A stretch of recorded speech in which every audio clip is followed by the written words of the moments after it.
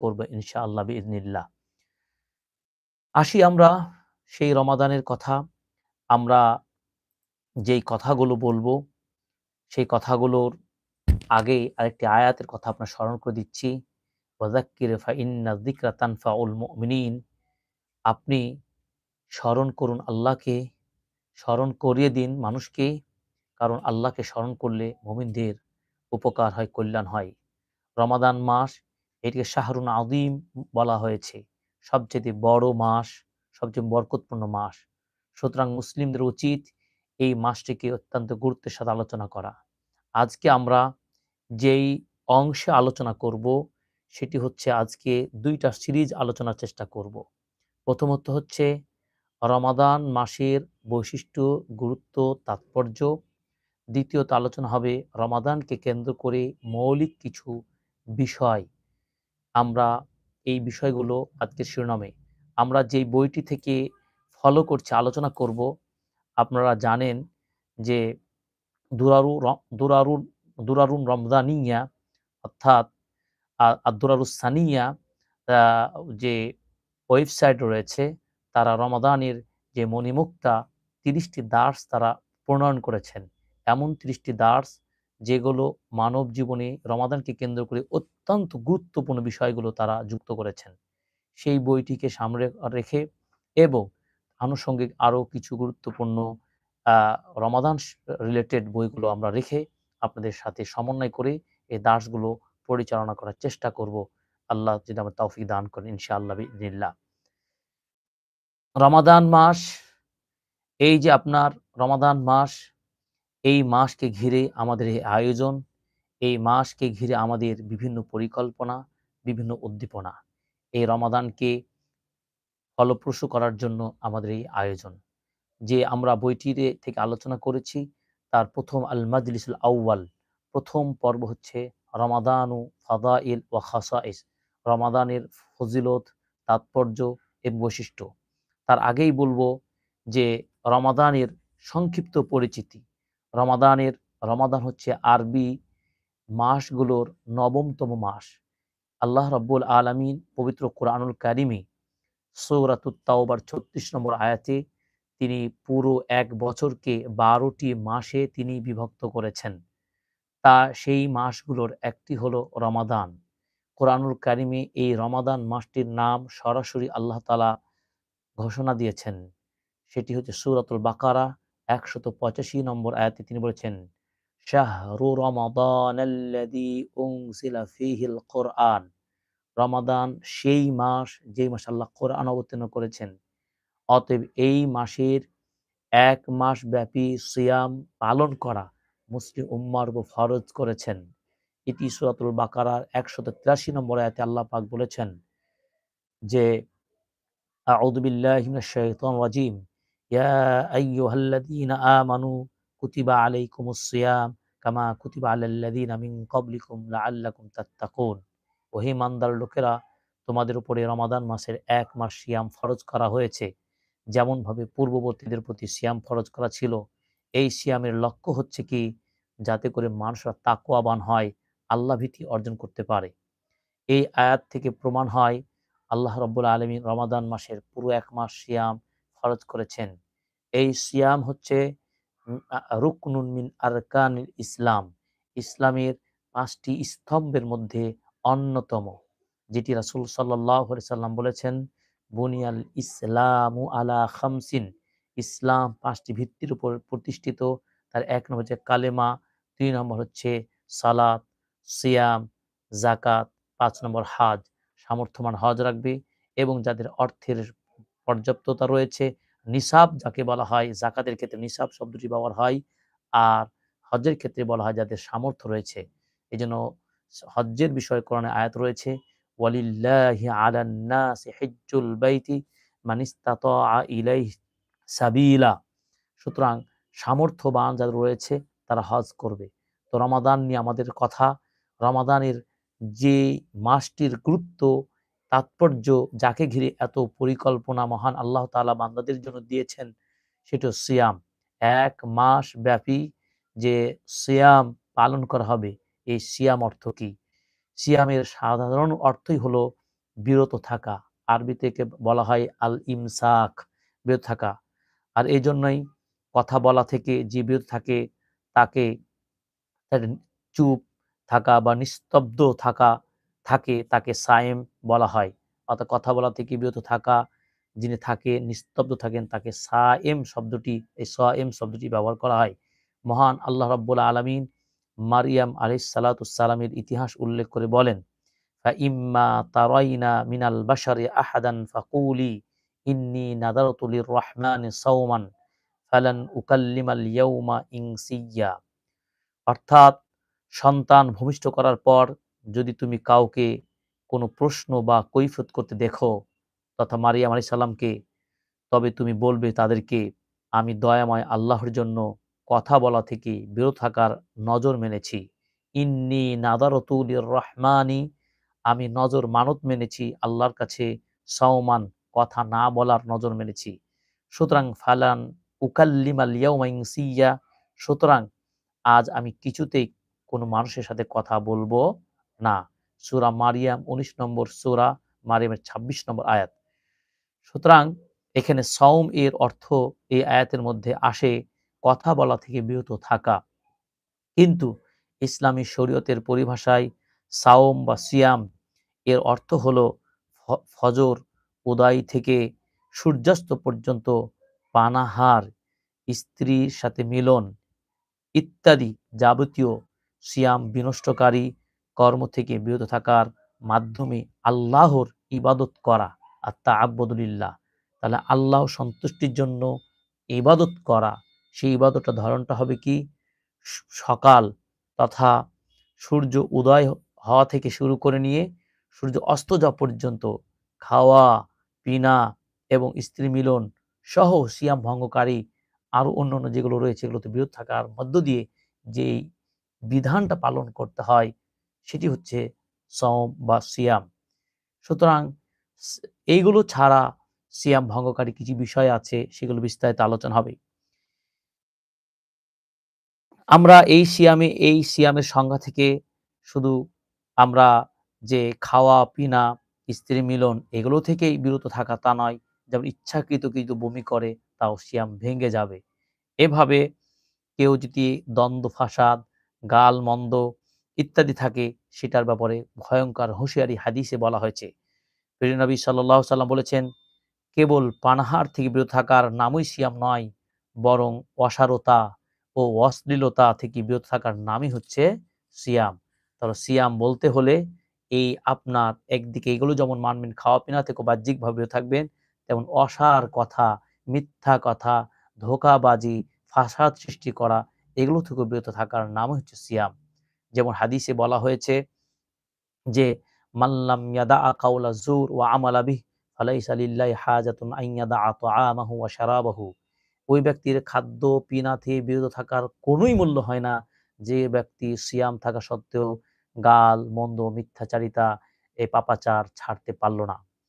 সুতরাং যদি তোমাকে কেউ আমাকে গালাগালি করে অথবা আপনার প্রতি কোনো মূর্খমি মানে আচরণ প্রদর্শন করে, তাহলে অবশ্যই আপনি তার প্রতিশোধ গ্রহণ না করে আপনি তাকে বলবেন, ইন্নী আনা সাইম, আমি সায়েম, সিয়াম পালনকারী, আমি রোজা রেখেছি, সিয়াম রেখেছি, আমি তোমার সাথে যুক্ত হতে পারি না। আর যে রোজা যেটি আমরা বলি আবিধানিক অর্থে সিয়ামের সমর্থবাদক না হলেও পারিভাষিক অর্থে ফার্সি, উর্দু, হিন্দি ও বাংলা ভাষায় সিয়ামের জায়গায় রোজা শব্দটি বহুল ব্যবহার হয়ে থাকে। জনগণের বোঝার সুবিধার্থে আমরা এই শব্দটিও কখনো সিয়াম বলবো, সাওম বলবো, কখনো আমরা রোজা বলবো। যেহেতু আমাদের এলাকায় এই রোজা শব্দটি এই সিয়াম অর্থে যদিও বোঝায়, চেষ্টা করব আমরা শরঈ শব্দটা ব্যবহার করার বেশি চেষ্টা করব, সাওম বা সিয়াম। পূর্ববর্তী ধর্মমতে তাদের সিয়াম, মানুষের জন্য রমজানের যে সিয়াম যে আপনার রয়েছে, এটি হচ্ছে আল্লাহ রাব্বুল আলামিন শুধু আমাদের উম্মতের উপরে এই সিয়াম রাখে নাই, বরং পূর্ববর্তী আ উম্মাহ মানব সৃষ্টির পর থেকেই নিজের বান্দার জন্য আল্লাহ তাআলা এই সিয়ামটা ফরজ করেছেন। যেটি সূরা বাকারার ১৮৩ নম্বর আয়াতে বলেছেন, এ সিয়াম তোমাদের উপর ফরজ, তোমাদের পূর্ববর্তী উম্মতের জন্য ফরজ ছিল।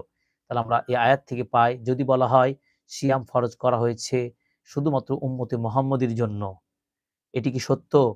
নাকি উম্মতে মুহাম্মদী এবং পূর্ববর্তী উম্মতীদের জন্য? এটি সত্য। আপনাদেরকে প্রশ্নগুলো খেয়াল রাখতে হবে এবং এভাবে তাত্ত্বিকভাবে মাথায় রাখতে হবে এবং এই দার্সগুলো থেকে নিজেরাও যেমন শিখবেন, আপনার পরিবারের ছেলে-মেয়েদেরকেও নিয়েও শিখাবেন।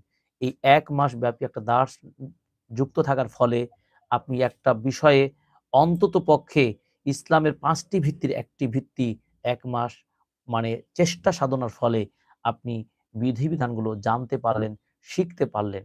এটি কি আমাদের জন্য কল্যাণকর নয়? নিঃসন্দেহে আমাদের জন্য কল্যাণকর এবং এই পথটি আমাদের জন্য সত্যিই উপকার বয়ে আসবে। রাসূল সাল্লাল্লাহু আলাইহি সাল্লাম বলেছেন, "মান সালাকা তরিকান ইয়ালতামিসু ফিহি ইলমান সাহহালাল্লাহু বিহি তরিকাল জান্নাহ।" কেউ যদি জ্ঞান অর্জন করার জন্য আল্লাহর রাস্তায় বের হয়ে যায়, আল্লাহ তাআলা তার জান্নাতের পথটা সহজ করে দেন। সুতরাং জ্ঞান অর্জন আমরা করেই ইলম হাসিল করে আমল করব। ইমাম বুখারী রাহিমাহুল্লাহ ১৯৪ হিজরিতে জন্ম, ২৫৬ হিজরিতে মৃত্যু। তিনি আপনার একটি কথা বলেছেন কিতাবুল ইলম, ইলম পর্বে। তিনি বলেছেন, "আল ইলমু ক্বাবলাল কাওলি ওয়াল আমালে।"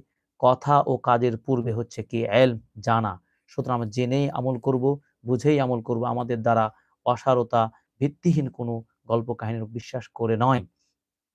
যাই হোক, সিয়াম আল্লাহ রাব্বুল আলামিন পূর্ববর্তী উম্মার উপর ফরজ করেছেন এবং আমাদের উম্মাহ মুহাম্মদের শেষ উম্মাহ হচ্ছেন আমরা, শেষ নবীর উম্মাহ। পূর্ববর্তী সকল উম্মতের জন্য রোজা সিয়াম ফরজ ছিল। অবশ্যই ইসলাম, খ্রিস্টান ও ইয়াহুদি ধর্মের পূর্বের ধর্মাবলম্বী মানুষরা কিভাবে কোন পদ্ধতিতে সিয়াম পালন করত তা আমরা সঠিকভাবে জ্ঞাত নই। তবে তারা সিয়াম পালন করতেন। তবে ইয়াহুদি ও খ্রিস্টানরা নির্দিষ্ট সময়ে নির্দিষ্ট জিনিস থেকে বিরত থেকে সিয়াম পালন করত। তাওরাত ও ইনজিলের বর্তমান সংস্করণগুলো থেকেও জানা যায় যে আল্লাহ সিয়ামকে তার পূর্ববর্তী বান্দাদের উপর ফরজ করেছিলেন। অর্থাৎ তাওরাত, ইনজিল থেকেও সেটির প্রমাণ পাওয়া যায়। সহিহ বুখারী, মুসলিমে একটি হাদিস পাওয়া যায়, রাসূল সাল্লাল্লাহু আলাইহি ওয়াসাল্লাম যখন মক্কা থেকে হিজরত করে মদিনায় এলেন, তখন দেখলেন ইহুদিরা আশুরার দিনে সিয়াম পালন করছে। তিনি তাদেরকে জিজ্ঞাসা করলেন, "এটা কি এমন এমন দিন যে তোমরা এই দিনে সিয়াম রাখছো?" ইহুদিরা বলল, "এ এক মহান দিন, ইয়াউমুন আযীমুন, এটা একটা মহান দিন। এদিন আল্লাহ মূসা ও তার কওমকে ফিরআউনের কবল থেকে মুক্তি দিয়েছিলেন। তাই সেই দিন ফিরআউন ডুবেছিল এবং মূসা এবং তার সম্প্রদায়ের লোকেরা নাজাত পেয়েছিল। সেই দিন মূসা আলাইহিস সালাম আল্লাহর কৃতজ্ঞতা স্বরূপ মুক্তি নাজাতে মূসার জন্য সিয়াম রেখেছিলেন। তাই আমরাও তার অনুসরণ করে আমরাও এই দিনে সিয়াম রেখে থাকি।"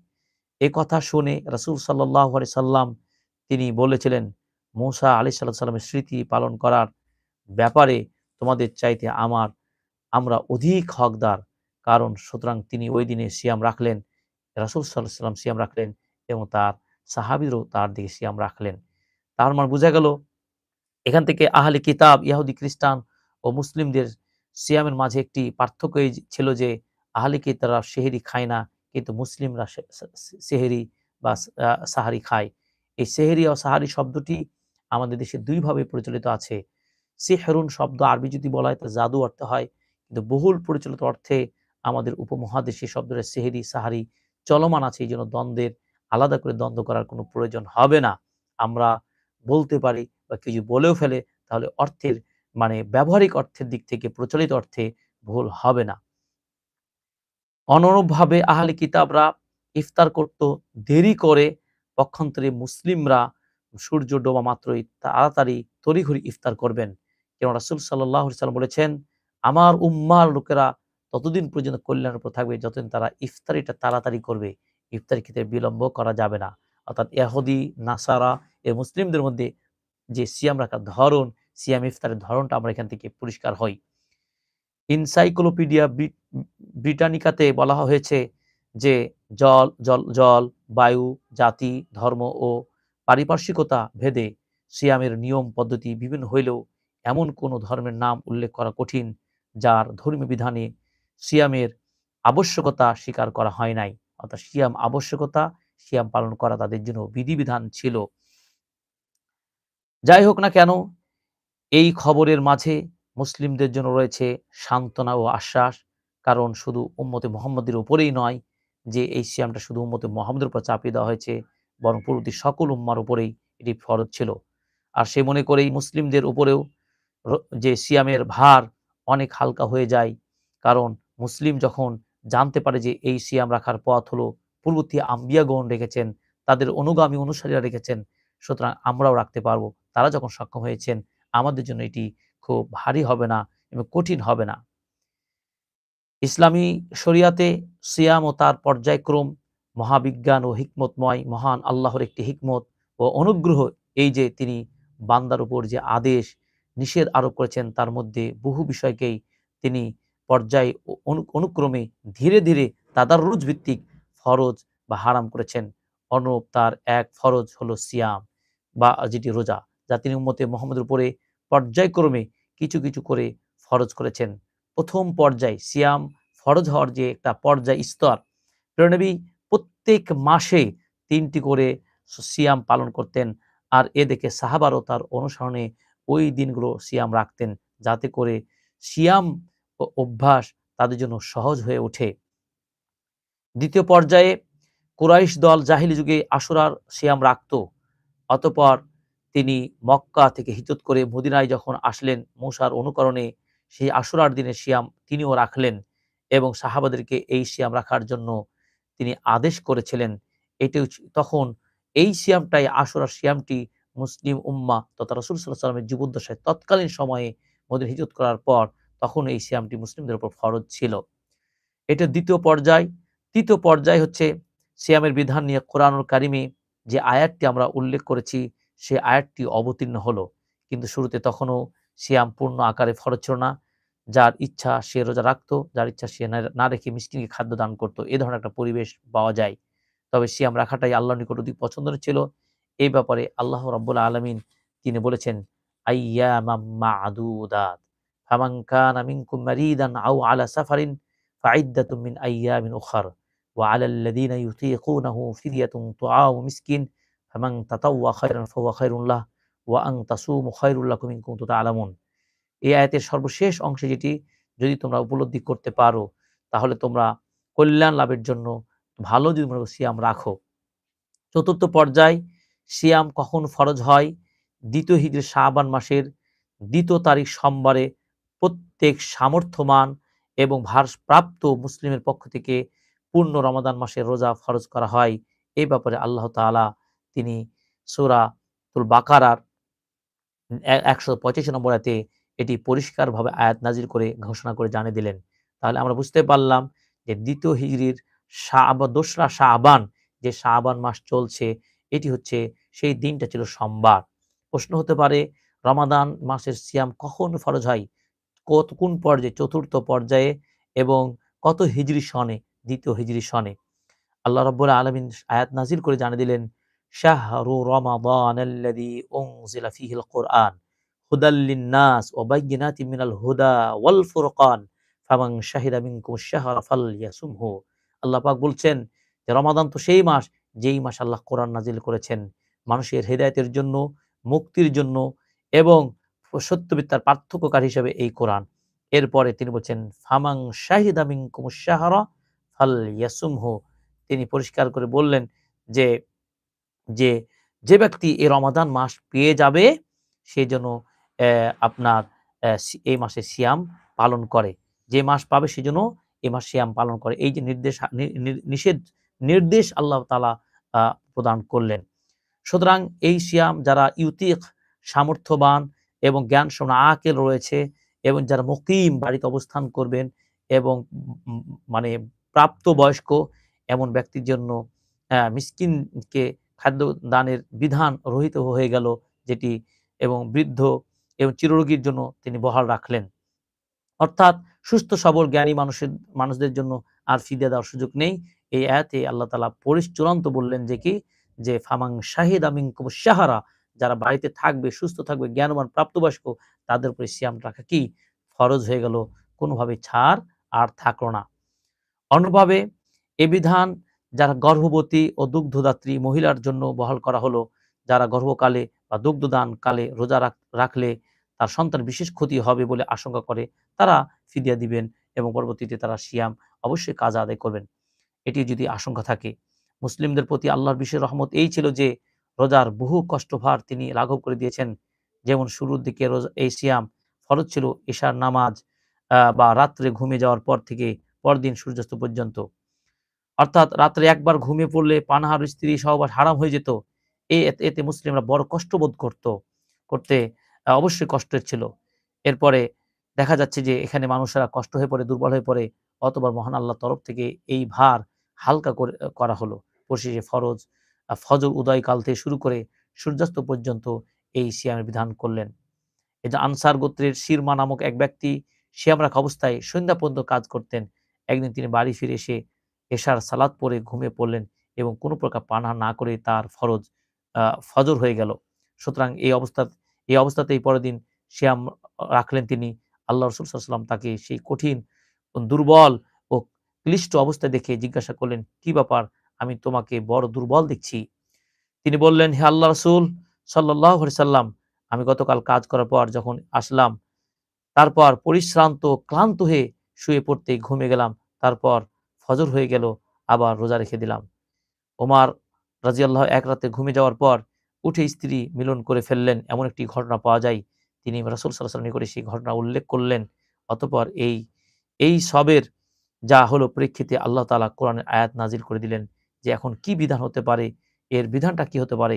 আল্লাহ পাক বলেন, "উহিল্লা লাকুম লাইলাতাস সিয়ামির রাফাথু ইলা নিসাইকুম হুন্না লিবাসুল লাকুম ওয়া আনতুম লিবাসুল লাহুন্না আলিমাল্লাহু আন্নাকুম কুনতুম তাখতানুনা আনফুসাকুম ফাতাবা আলাইকুম ওয়া আফা আনকুম ফালআন বাশিরহুন্না ওয়াবতাগু মা কাতাবাল্লাহু লাকুম ওয়া কুলু ওয়াশরাবু হাত্তা ইয়াতাবায়্যানা লাকুম খায়তুল আবিয়াদ মিনাল খায়তিল আসওয়াদ মিনাল ফাজরি সুম্মা আতিমুস সিয়ামা ইলাল লাইল।" অর্থাৎ এই আয়াত দিয়ে আপনার সিয়ামের সময় এবং স্ত্রীর সাথে মিলন করার সময় এবং বৈধতা এবং নিষেধাজ্ঞা এবং সিয়াম পালনের কতটুকু করবে সেটা আল্লাহ তাআলা আরো সহজ করে দিলেন এবং এই আয়াত দিয়ে এই বিধানটাকে আরো পরিষ্কার করে দিলেন। আপনারা সূরাতুল বাকারার ২৭০ আ আ ৭৯ নম্বর আয়াতটি পড়বেন, আরো পরিষ্কার হয়ে যাবেন। এরপর আসেন সিয়ামের ফজিলত এবং তাৎপর্য এবং বৈশিষ্ট্য। সিয়াম এটি হচ্ছে যে বরকতপূর্ণ মাস, এতে কোনো সন্দেহ নেই। এই মাসের বিশেষত্ব হচ্ছে কি?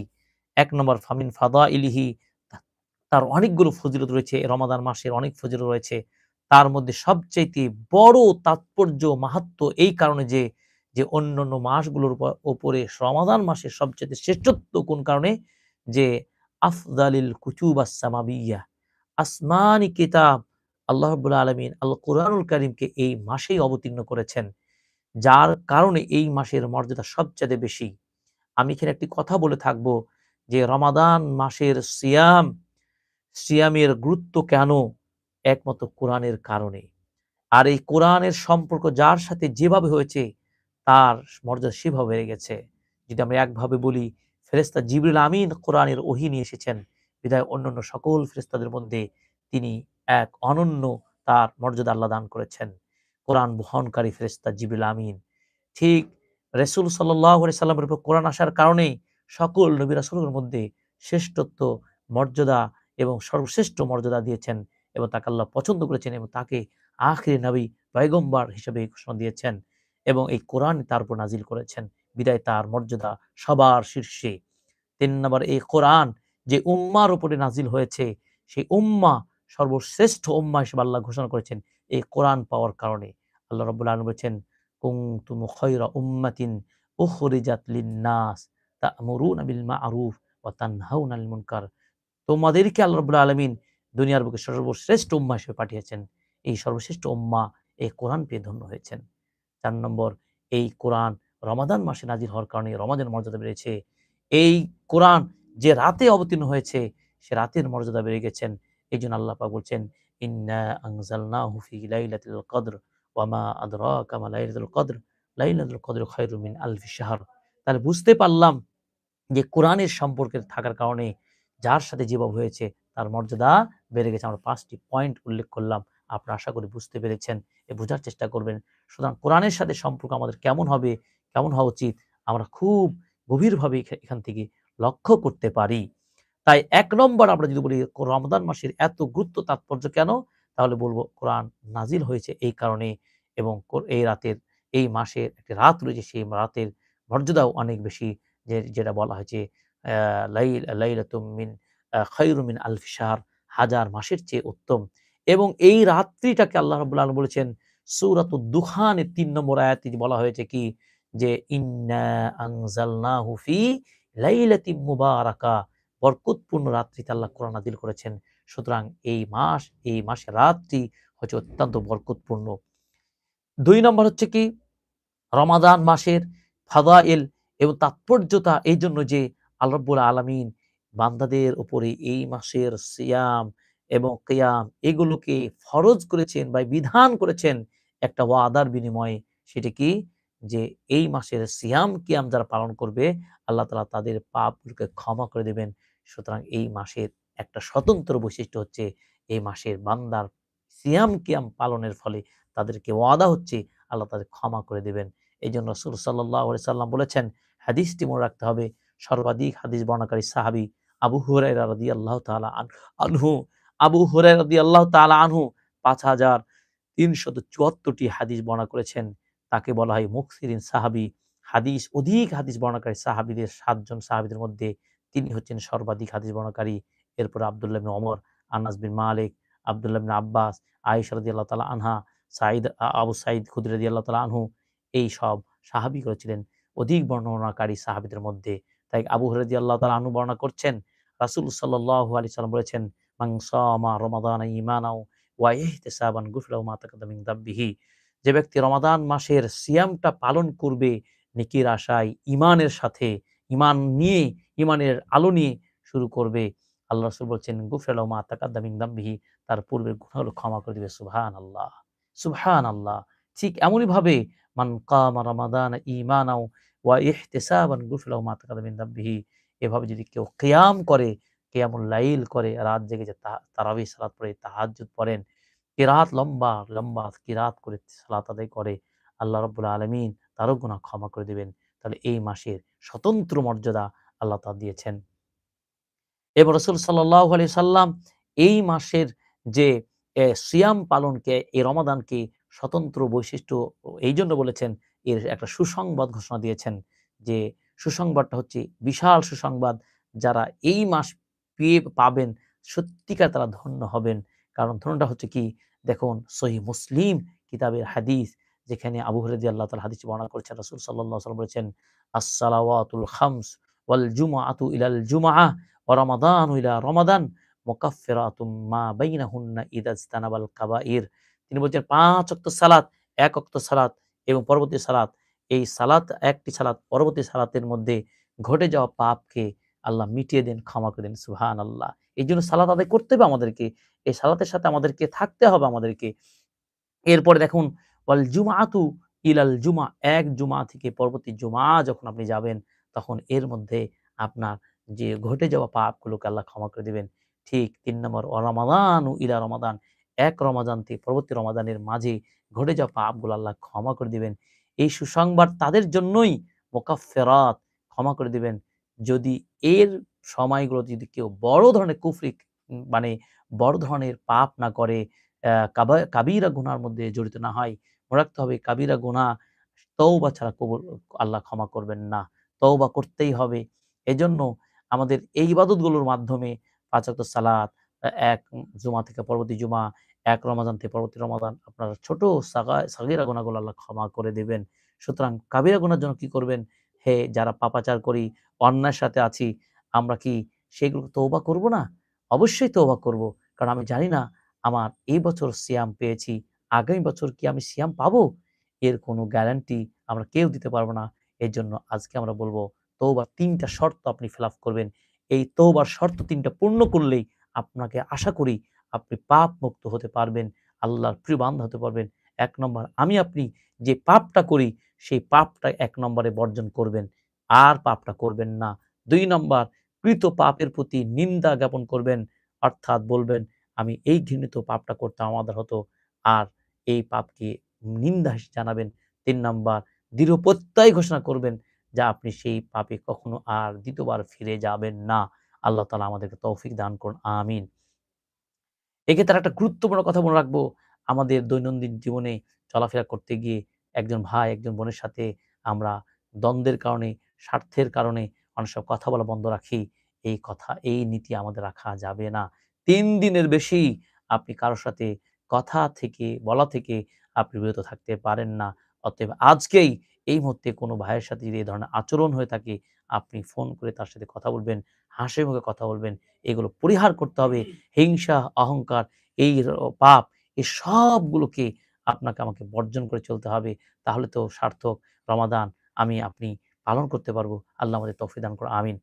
তো দেখুন রমাদান যে বড় চান্স, বিশাল সুযোগ, এই চান্স আমরা পেয়ে যেন সত্যিকার সৌভাগ্যের কাতারে নিজেকে আ নামটা লেখাতে পারি। যদি আমরা সত্যিকার রমাদান পেয়ে যদি ক্ষমাপ্রাপ্ত না হতে পারি, তাহলে আমাদের জন্য কত বড় ক্ষতি, কত নিন্দা, কত ধৃষ্টতা আমাদের জন্য অপেক্ষা করছে। চিন্তা করুন রাসূল সাল্লাল্লাহু আলাইহি সাল্লামের হাদিস, আবু হুরায়রা রাদিয়াল্লাহু তাআলা আনহু থেকে বর্ণিত, রাসূল সাল্লাল্লাহু আলাইহি সাল্লাম একদিন ইরতাকাল মিম্বারা, তিনি খুতবা মেম্বারে আরোহণ করলেন। তারপর ফাকালা, তিনি ৩ বার বললেন, আমিন, আমিন, আমিন। এই ৩ বার আমিন বলার পরে সাহাবীগণ স্বাভাবিক এটা তিনি নতুন তারা দেখছেন, আশ্চর্য হয়ে গেলেন। ফাকিলা ইয়া রাসূলাল্লাহ মান কুনতা তাসনাউ বিহাদা। আল্লাহর নবী আজকে ৩ বার মিম্বার উঠে আমিন বললেন। এর কারণটা কি? এর কারণ কি? তিনি রাসূল সাল্লাল্লাহু আলাইহি সাল্লাম বললেন যে, জিবরিল আমিন আমাকে এই মুহূর্তে সংবাদ দিলেন যে, ওই ব্যক্তি রাগিমা আনফু আবদিন, রাগিমা আনফু আবদিন, রাগিমা আনফু আবদিন, ওই ব্যক্তির নাক ধুলায় ধূসরিত হোক, ওই ব্যক্তির জন্য নিন্দা, ওই ব্যক্তির জন্য ক্ষতি। কার? যে দাখালা আলাইহি রমাদান, যার উপরে রমাদান প্রবেশ করলো, অর্থাৎ যে রমাদান মাস পেয়ে গেল, ফালাম ইউগফার লাহু, কিন্তু সে নিজেকে রমাদানে নিজে পাপ মুক্ত করতে পারল না, তার মতো হতভাগা আর কেউ থাকতে পারে না। সুতরাং এটি দুঃখের কথা, এটি নিন্দনীয় কথা। অতএব রমাদান আপনাকে পাপ মুক্ত করার জন্য এসেছে এবং এই সুসংবাদটা রমাদানেই পাবেন, যা অন্য কোনো মাসে নেই। আবার ব্যর্থতা এটাও, রমাদানকে যদি আপনি রমাদানকে যদি প্রোডাক্টিভ করতে না পারেন, তাহলে আমি হয়তোবা গুনাহ মুক্ত হতে পারব না এবং আমরা ক্ষতিগ্রস্ত হব, লাঞ্ছিত হব। ৩ নম্বর হচ্ছে কি, যে এই রমাদানের মাসের সিয়াম পালন করলে আপনাকে জান্নাত যেতে পারবেন। অতএব এই জান্নাতের সনদ আপনি নিজেকে অর্জন করার চেষ্টা করবেন। এই মাসের অবশ্যই আমরা জীবন ও জান ও মাল দিয়ে আল্লাহ রাব্বুল আলামিন আমাদেরকে তার পথে ক্রয় করেছেন। অতএব আমরা এই ফরজ বিধানের প্রতি কোনো গাফলতি করার সুযোগ নেই। কারণ এই বিধান পালন করলে জান্নাত পাওয়া যায়। এটি চমৎকার হাদিস। জাবির বিন আব্দুল্লাহ রাদিয়াল্লাহু তাআলা আনহু থেকে হাদিসটি বর্ণিত।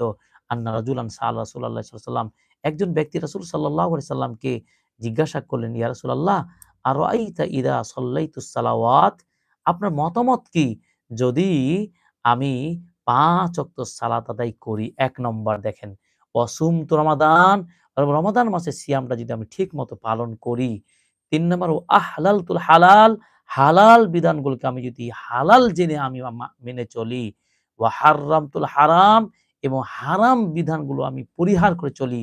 অর্থাৎ আমি ৫ ওয়াক্ত নামাজ পড়বো, ২ নম্বর রমাদানের সিয়াম রাখবো, হালাল অনুযায়ী চলবো, ৪ নম্বর হারাম বর্জন করে চলবো। এই ওয়ালাম আজিদ আলা যালিকা শাইআন, আমি এর চাইতে বেশি কিছু করতে পারবো না। আদখুলুল জান্নাহ, আমি জান্নাতে প্রবেশ করতে পারবো? রাসূল সাল্লাল্লাহু আলাইহি সাল্লাম পরিষ্কার বললেন যে, অবশ্যই ক্বালা নাম, অবশ্যই তুমি জান্নাতে প্রবেশ করতে পারবে। চিন্তা করতে পেরেছেন? কি চমৎকার! অনেক বড় চমৎকার বিষয়। সুতরাং এই রমাদান মাসের সিয়াম, ইবাদত, এইগুলো করলে আপনি নিশ্চিত জান্নাত যেতে পারবেন। রাসূল সাল্লাল্লাহু আলাইহি সাল্লাম সেই ব্যক্তিকে তিনি বলেছেন। সুতরাং ৪ নম্বর হচ্ছে রমাদানের বিশেষ বৈশিষ্ট্য হলো কি? এই মাসে আল্লাহ রাব্বুল আলামিন যে রমাদান মাসের বৈশিষ্ট্য হলো কি?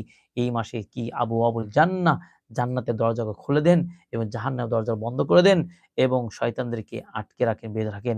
এ ব্যাপারে হাদিসে আবু হুরায়রা রাদিয়াল্লাহু তাআলা হাদিসে বর্ণিত হয়েছে। ইদা দাখালা রমাদান ফুত্তিহাত আবওয়াবুল জান্নাহ, কি রহমত! আল্লাহ রাব্বুল আলামিন দয়া, তিনি রহমত, জান্নাতের দরজাগুলো তিনি খুলে দেন এবং অগুল্লিকাত আবওয়াবু জাহান্নাম, জাহান্নামের দরজাগুলো বন্ধ করে দেন। প্রশ্ন হচ্ছে যে জান্নাতের দরজাগুলো কেন খুলে দিবেন?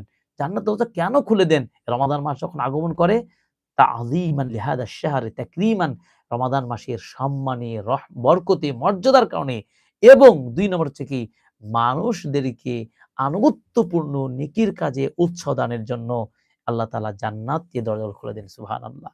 আবার জাহান্নামের দরজাগুলো বন্ধ করে দেওয়া হয় কেন? অগুল্লিকাত আবওয়াবু জাহান্নাম কেন করা হয়?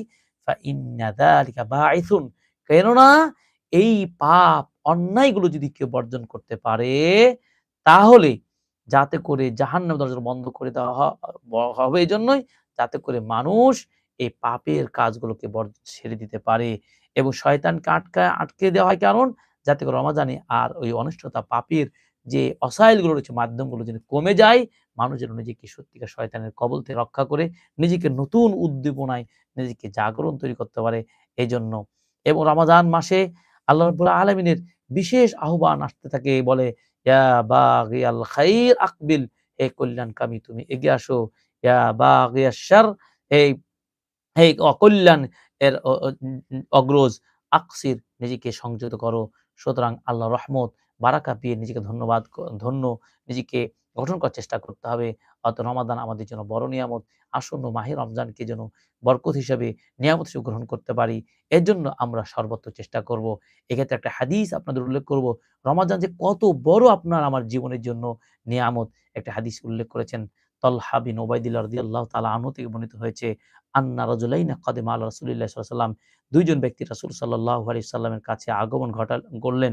ওয়া কানা ইসলামুহুমা জামিআন, তারা ২ জনে নবীর নিকটে এসে ইসলাম গ্রহণ করলেন। তারা ২ জনে ছিলেন অত্যন্ত ইবাদতগুজার, আমলদার। তাদের একজন এত বেশি ইবাদতগুজার ছিলেন, তিনি কোন একটা যুদ্ধে অংশগ্রহণ করে শহীদ হয়ে গেলেন।